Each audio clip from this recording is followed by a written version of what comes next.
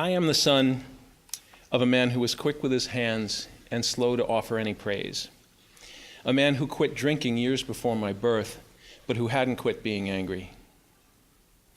I was 12 and my brother Jim was 14 in 1975, the last two of 6 children still at home when my parents sold our house in Queens and moved us to a retirement community in sunny Central Florida.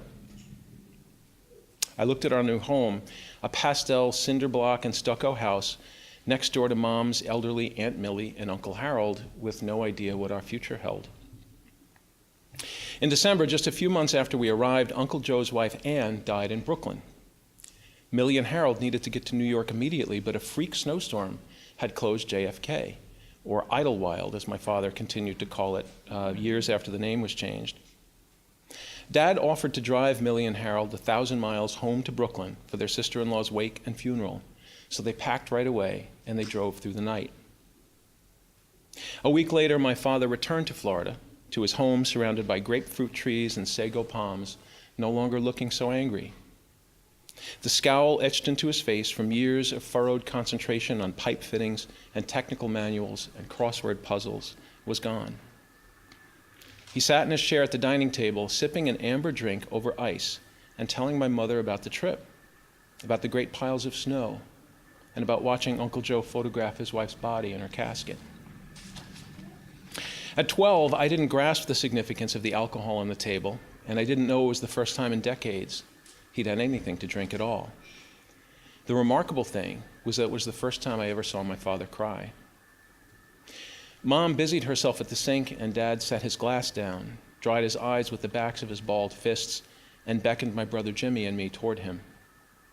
He gathered us in his arms and he held us close, something he'd never done before.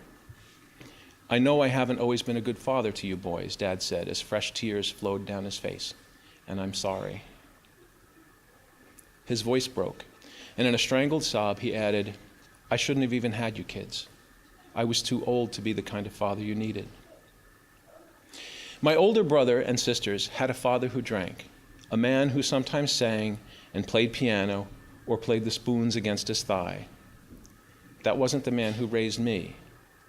I'd gotten a dry drunk with an explosive temper, whom I'd never even seen touch a piano or a drink. Yet that day, with our arms crossed and tangled around him, Jimmy and I held our father as he wept and trembled. We told him that we loved him, that we wouldn't trade him for any other dad in the world. The funeral, and then the alcohol Dad sipped, had unlocked something deep inside him, revealing a dimension of the man I'd never seen before. The drink on the table before him was a dose of truth serum, a magic potion, and like the WD-40 in his old toolkit, it had somehow lubricated and loosened a part of him that had long ago seized and rusted.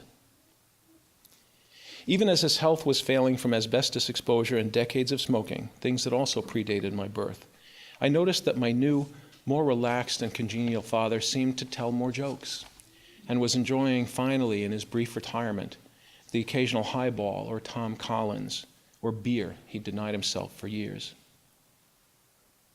3 years later, at 15, I was the last one in the viewing chapel the morning of my father's burial.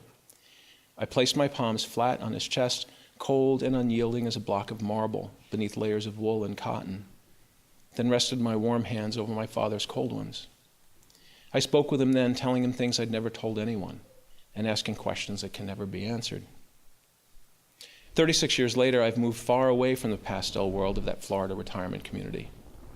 I don't know what my father would think of the life I'm living today with Richard Colath in upstate New York, but I feel his presence in a few quiet corners of our house, in the secretary desk where he once sat to write his bills, in the Depression-era paint-encrusted aluminum stepladder, and in a bucket of his old wrenches I keep in the shed.